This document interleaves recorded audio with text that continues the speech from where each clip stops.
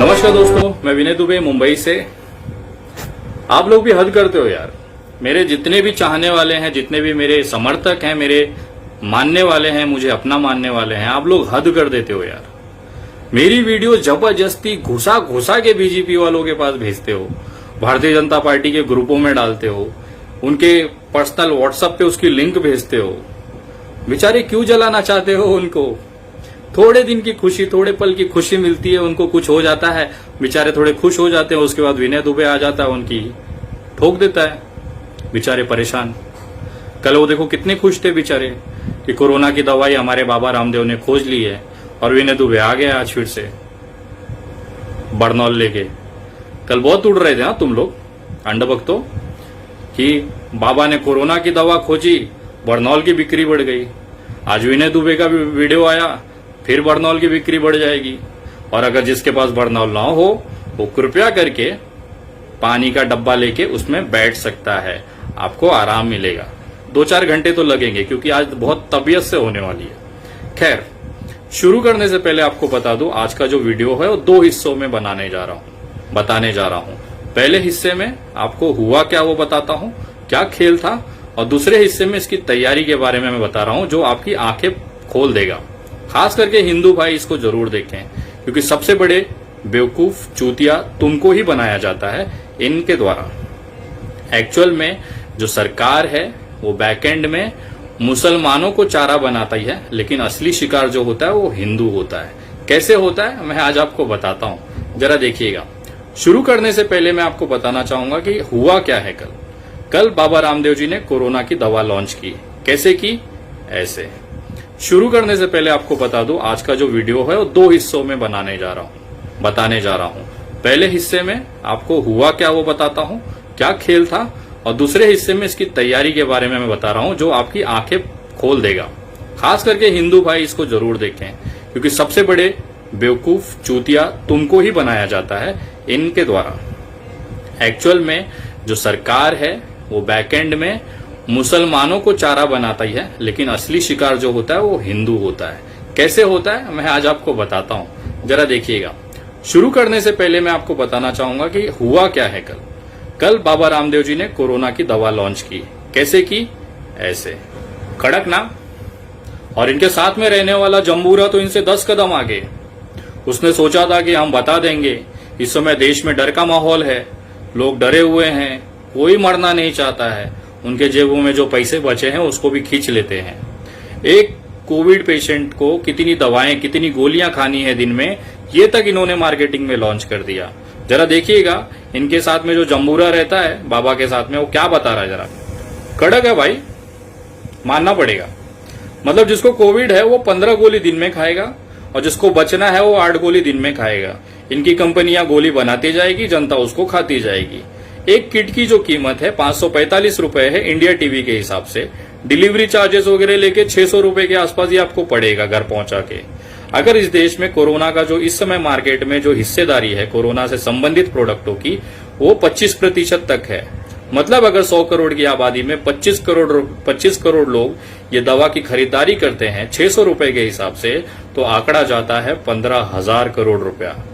मतलब आपदा को धंधा कैसे बनाना है, आपदा को अवसर कैसे बनाना है, ये बाबा रामदेव जी से कोई सीखे, और ये कोरोना की दवाई बनाएंगे।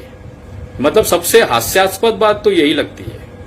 जो कंपनी ठीक से बेसन नहीं बना सकती, जो कंपनी ठीक से नमक नहीं बना सकती, जिस कंपनी के प्रोडक्टों में मिलावट की वजह से आज पूरे भारत के अंदर हजारों की संख्या में उपभोक्ता अदालतों में मामले चल रहे हैं, कितने ही राज्यों में इस कंपनी के नाम पे FIR दर्ज हुई है, और वो कंपनी खुले आम मंच लगा के कोरोना की दवाई बना के अपने आप को गौरवान्वित महसूस करती है। इनका जो असली चेहरा है वो ये है, देश भर में उनका जो हालत है वो ये है। जरा देखिए इस वीडियो को, आपकी आंखें खुल जाएंगी कि इनकी औकात बेसन और नमक बनाने की नहीं है, ये कोरोना की दवाई बनाएंगे। ये हालत है इनकी, और ये दावा करते हैं कि इस दवाई से 69% लोगों को हमने ठीक कर लिया, वो बच गए। अरे मैं बताना चाहता हूं कि आज जो देश में कोरोना का आंकड़ा है वो 4,56,552 है, जिसमें से 14,483 लोग मरे। मतलब 96.83% लोग बचे हैं। इस पूरे आंकड़े में 96.83% लोग बचे हैं, जो आपके 69% से ज्यादा है। आप और ये ऐसे लोग हैं, 96% ऐसे लोग हैं जिन्होंने आपकी दवा नहीं खाई। बिना आपकी दवा खाए ये लोग जिंदा हैं, और आप दावा करते हैं कि हमने कोरोना की दवाई बनाई और वो लोग बच रहे हैं। मैं आपको बताना चाहता हूं कि एक छोटी सी वीडियो है जिसमें कि इनकी पूरी पोल खोली गई है। न इनके पास कोई सरकारी दस्तावेज है, न इन्होंने ट्रायल की कोई जानकारी सरकार को दी है, न इनके पास कोई वैध लाइसेंस है इस दवा का। उसके बावजूद किस तरह से ये लोगों के स्वास्थ्य के साथ, उसके जान के साथ खेल रहे हैं, केवल कुछ पैसों के लालच में। ये इतने नीचे गिर जाएंगे ये देश ने नहीं सोचा था। और मैं आपको बताना चाहता हूं कि देश के जो लोग हैं, खास तौर पे जो हिंदू समुदाय है, जो इनको भगवान की तरह मानता है, इनके प्रोडक्टों को अपना इस्तेमाल करता है, सबसे ज्यादा मौतें, सबसे ज्यादा जो दुख होगा, जो तकलीफ होगी, ये आप ही लोगों को मिलनी है। क्योंकि ये व्यापारी आदमी है, ये केवल धंधे और पैसे के पुजारी हैं, और वो साबित करता है ये दवा इनकी लॉन्च करके। देखिए इनकी असलियत, इस दवा के संबंधी जो दस्तावेज, जो जरूरी कानूनी प्रक्रिया है, उन्होंने किस तरह से नहीं की है। इसकी मुझे एक चीज समझ में नहीं आया, इतनी बड़ी तैयारी, इतनी बड़ी प्लानिंग, बाकायदा प्रेस कॉन्फ्रेंस करके ये सारी चीजें कर रहे हैं, घोषणा भ्रम फैला रहे हैं, उसके बावजूद सरकार क्यों नहीं जागी।